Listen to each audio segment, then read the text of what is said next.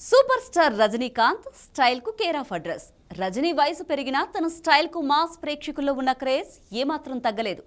తలైవా cinema వస్తోంది అంటే రజనీ అభిమానుల్లోనే కాదు, సినీ అభిమానుల అందరిలోనూ ఓ రేంజ్ ఎక్స్పెక్టేషన్స్ ఇప్పటికీ ఉంటాయి. రజనీ సిల్వర్ స్క్రీన్ మీదే కాదు, నిజ జీవితంలో కూడా బంగారు కొండే.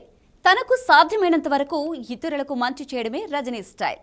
ఇప్పుడు రజనీ మరోసారి తన మంచితనము చాటుకున్నాడు. తన పాత సినిమా నిర్మాతకు బంగారు గొలుసు కానుకగా ఇచ్చాడు. అది కూడా ఆ సినిమా పూర్తయి 25 ఏళ్లు పూర్తయిన సందర్భంలో. మరి ఆ సినిమా ఏంటి, ఆ నిర్మాత ఎవరు అనే విశేషాలను ఇప్పుడు చూద్దాం.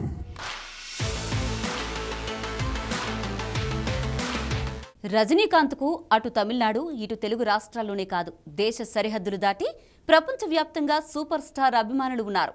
రజనీ సినిమాల్లో చాలా సినిమాలు తెలుగు ప్రేక్షకుల్లో ప్రత్యేక ముద్ర వేసినప్పటికీ నరసింహ చిత్రానికి మాత్రం ఒక ప్రత్యేక ఫ్యాన్ బేస్ ఉంది. 1999లో విడుదలైన పడయప్ప అనే తమిళ మూవీ తెలుగులో నరసింహగా విడుదలై బాక్సాఫీస్ వద్ద భారీ విజయాన్ని సాధించింది.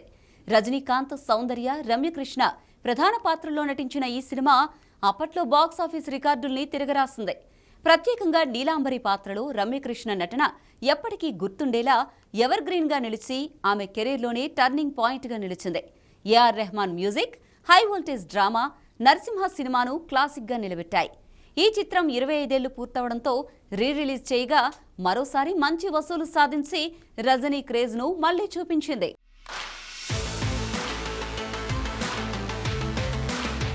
ఇరవై 25 ఏళ్ల నరసింహ మూవీ విజయాన్ని సెలబ్రేట్ చేసుకునేందుకు రజనీకాంత్ చెన్నైలోని తన నివాసానికి నిర్మాత పిఎల్ తేనప్పన్ను ఆహ్వానించారు.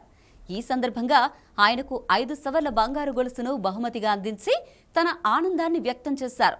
తనతో కలిసి పనిచేసిన టీంను గుర్తుంచుకుని గౌరవించడం రజనీ వ్యక్తిత్వానికి నిదర్శనంగా నిలిచింది.